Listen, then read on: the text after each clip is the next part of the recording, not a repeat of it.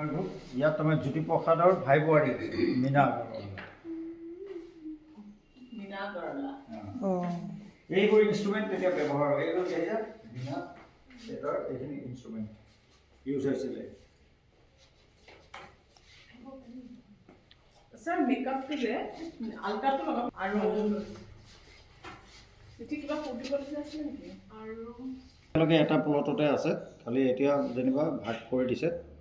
এইটো ডাইৰেক্টৰ কনচাৰ্ভেশ্যন আণ্ডাৰত, সেইটো মানে তেখেতসকলৰ প্ৰপাৰ্টি আছিলে। জ্যোতিপ্ৰসাদ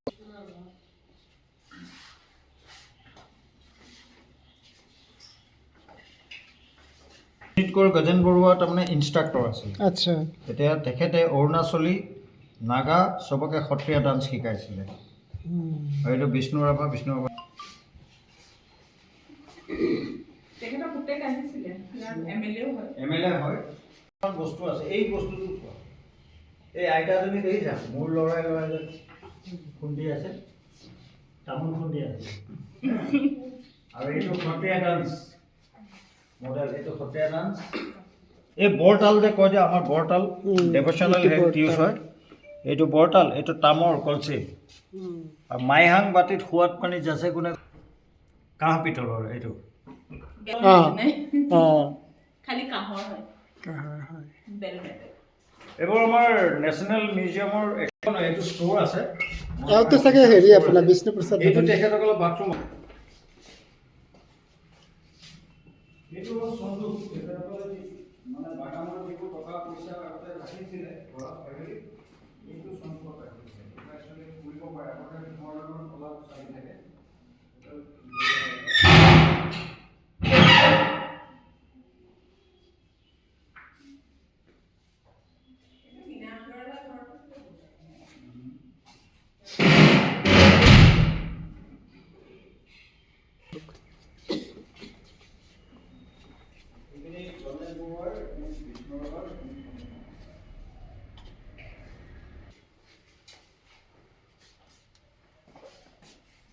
অসমৰ ফাৰ্ষ্ট লেডি এক্ট্ৰেছ এইজনী চিনেমাৰ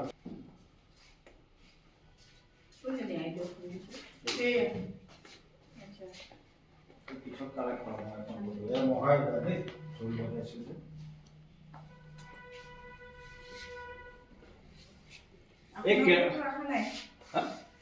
আপোনাৰো এখন দুখন ফটো আছিলে না? আমি ইয়াত থ'ব নোৱাৰোঁ। আচ্ছা। এই তিনিজনৰহে তাৰমানে আমি নহয়, এনেকুৱা যে যিবিলাক মানুহৰ লগতে থকা সেইখন হেৰি থ'ব পাৰিম শংকৰদেৱ কলেজ। ভূপেন হাজৰিকাৰ লগত ৰিলেটেড যিখিনি আছিল হা, যেতিয়া তেখেতে বিধায়ক আছিলে, এমএলএ মানুহৰ ঘৰত থাকেই। আৰু এখেতে পাইপ ইউজ কৰিছিলে, তেখেতে চিগাৰেট বা যিবোৰ মিক্সাৰ খাইছিলে তেনেকুৱা পাইপ পঠাইছিলে আগতে।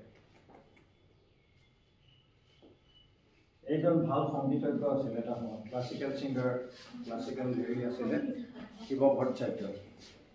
অসমৰ ফাৰ্ষ্ট মিউজিক কনফাৰেঞ্চ যে হৈছিলে, ৰূপজ্যোতি বৰুৱা আছিলে ডালিমী কেৰেক্টাৰ। ডালিমী মিনছ সেইখিনি সময়ত মানে এই নাগা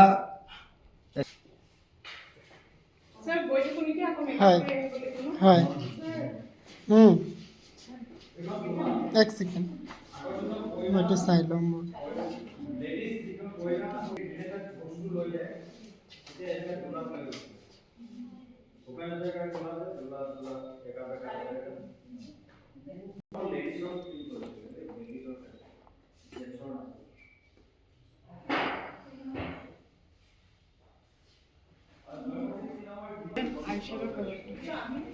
কি হ'ব?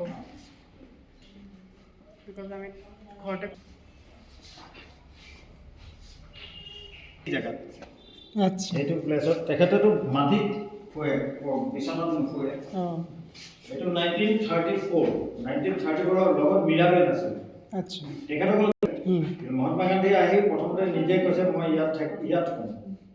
এইটো জেগাতে আমি সেইকাৰণে এক্সট্ৰা কৰি থৈছোঁ। ইয়াত জৱাহৰলাল নেহেৰু, লালা লাজপত ৰায়, আয়াংগাৰ গোটেইখিনি যিখিনি স্বাধীনতা আন্দোলনৰ সময়ত যিখিনি আহিছিলে গেষ্ট, এই পালেংখনত শুইছিলে। তেখেতসকলৰ যিমান গেষ্ট আহিছিলে, জয়মতী চিনেমাৰ এডিটিং কৰি আছে দেই জ্যোতিপ্ৰসাদ আগৰৱালাই নিজে বহি মানে ফাৰ্ষ্ট চেনলা কোম্পানীত যেতিয়া পিনটো জ্বলি গ'ল জ্বলি যোৱাৰ পিছত তেখেতে নিজে ভইচ ডাবিং কৰিছিল মেল ফিমেলৰ ফিমেলৰ ভইচো তেখেতে দিছিলে জয়মতী চিনেমাৰ এই ডাবিঙৰ চিনটোৰ ভূপেন হাজৰিকা একেলগে আছে এইজন ভূপেন হাজৰিকা বহি আছে যে মৰা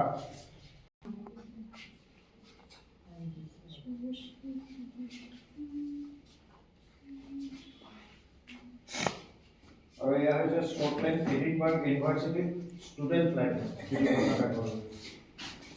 জাৰ্মানীটো আছিলে নেকি?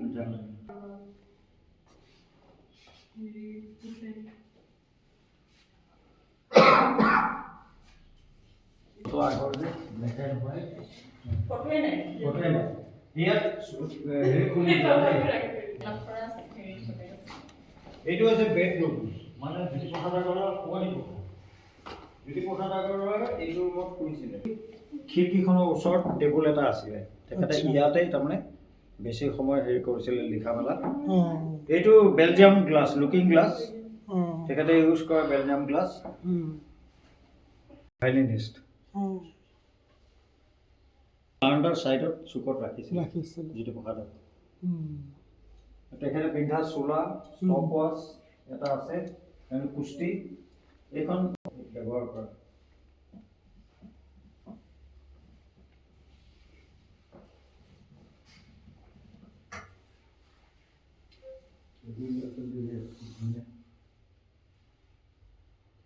এইটো লাষ্ট একদম চুকুৱাৰ মেকআপটো মেকআপটো আমি কৰি লৈ আনিম ঘৰতে। আচ্ছা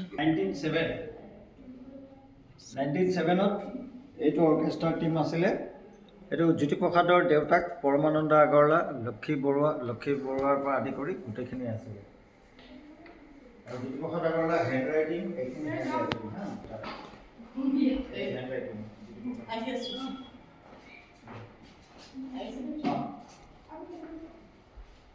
এইখন চাৰ্ট এইখন কোন কোন আহিছিলে জ্যোতি ভাৰতী এইখন কোন কিমান চনত আহিছিলে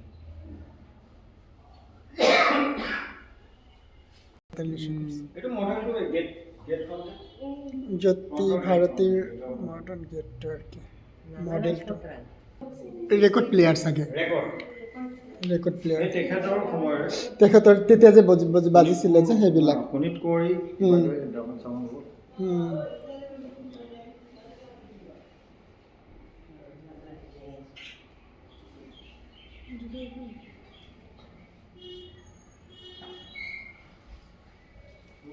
এইখন চাৰ্ট সেইখন চাৰ্ট একেই ইয়াতে ইয়াৰটো লিখা আছে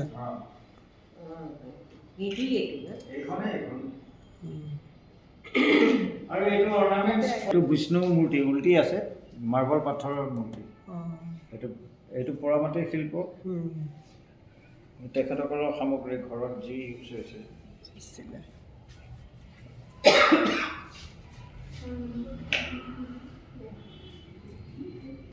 এতিয়া এইবোৰ দেখা শুনা আপুনি আৰু ষ্টাফ আৰু আছে মইতো বাৰু অফিচিয়েল কাম আছে আপোনালোকে আহক হয়